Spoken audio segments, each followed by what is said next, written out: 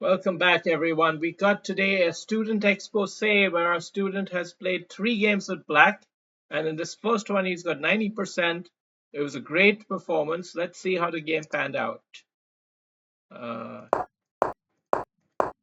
so, atypical opening, and he just responds normal style.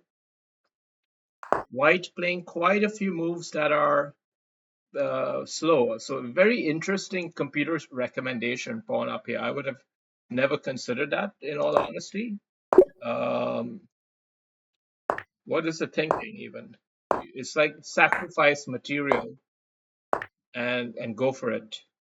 Because white has spent so many tempos just doing nothing that black can even have the audacity to play such a move. But our black student is playing very humble. He's not looking to, let's say, exploit the tempo losses of his opponent. Without a clear plan, why get into all that? So instead, what we have is a simplified game. And this is falling right into Kumar's hands. I mean, he loves an easy to handle and easy to digest position, which is exactly what this is. Um, so really, everything going smoothly, except now, all of a sudden, a tactic has emerged. Of course, he's just losing the knight. Well,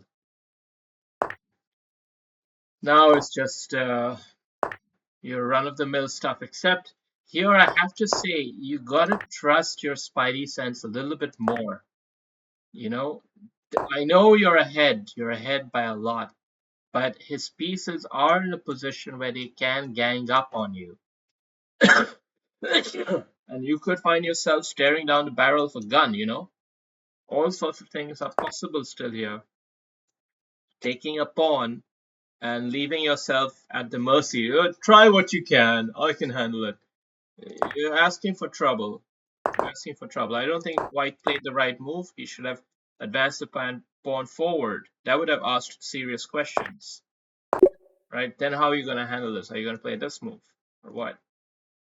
Yeah, you'd have to play that move. And then once this comes in, your rook has to come in. It's a very weird defense, and the queen can come in and threaten to take this unless your king shifts away, in which case she can come in here.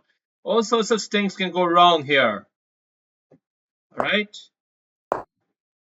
So you gotta have your queen ready to come back. Don't let your queen get trapped offside like this. Don't let your queen get trapped inside. Okay, this is, of course, precise play.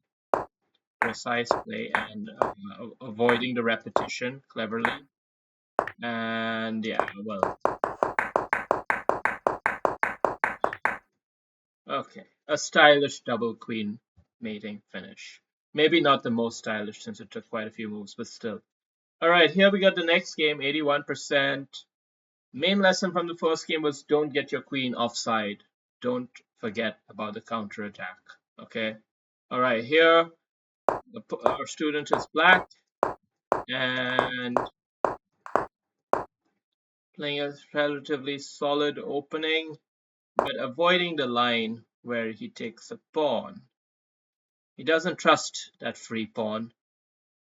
There's something rotten about it. He knows there's something rotten about it, and it is complicated line. You see, you have to know how to play when it gets that complicated. So he's, in a way, being very wise by just avoiding all of that theory. But this is that double-edged masala spice that you really don't want to see. Your opponent has broken first.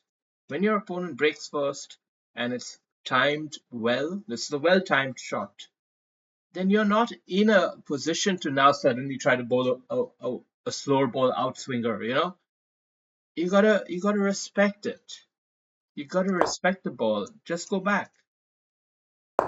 But you're playing double edge and you're playing with fire because here he had a chance to punish the position and he missed it.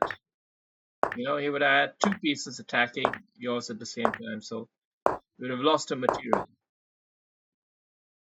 because this is a loose piece. This created a loose piece here. All right. So instead, we have this situation where fortune favored the brave, and now the bishop finally comes in for the slideroonie, but it's a bit too late, and that's a bit too greedy, it seems. It's a complex position, so I'm not fully clear on what the tactical shot is. I don't fully get it. Okay, if he takes. No, not that. Like there's big money to be had here if you just play rook up. How does this work? Take.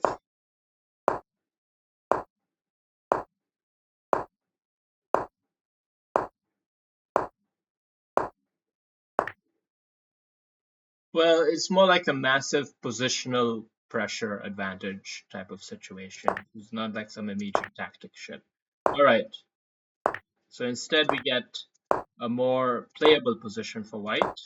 And this is going to be an interesting endgame. This is an odd move because now you have this knight potentially coming in here. And knight does indeed come in there, although computer prefers that you play this first and perhaps then do it. Ah. And now a lot of pressure piling up on white. How does he handle the tactics? He's not handling them well. And that's all she wrote. Great tactical finish there. Good spotting of the opportunity and capitalizing on the situation. The critique that we have was from the Nash equilibrium violation move, which was b5. That's the main critique of the game. If someone is playing with the right jabs and he's playing it correctly, you don't have the right to play spicy. You have to remember that. Okay. This is all about building intuition for what's the right approach to play a certain situation. 72% in the last game, not his best, but we'll have a look anyway. And he was black, and b5, running into this, I suppose. No, no. Okay, this is a nasty one. Bishop check, queen check, pawn up, that kind of stuff. Interesting.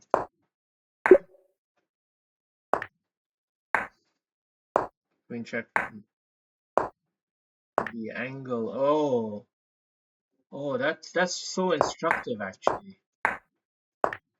Bishop check, and then now with the queen check, if you do it from here, your pawn is blocking your view. So instead, he queen checks from here,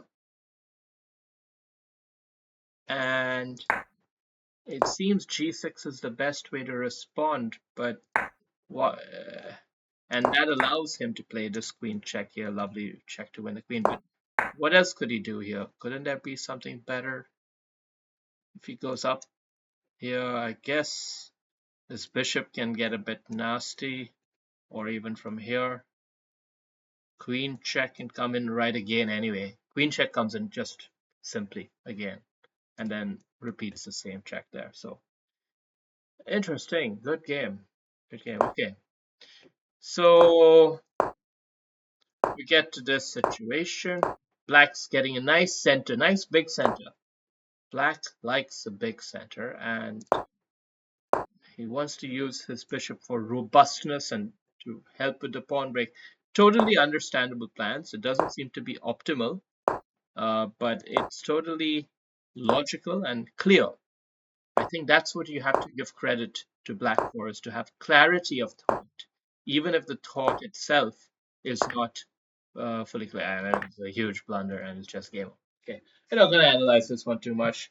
Thank you for watching the games. Hope you enjoyed, and stay tuned for more.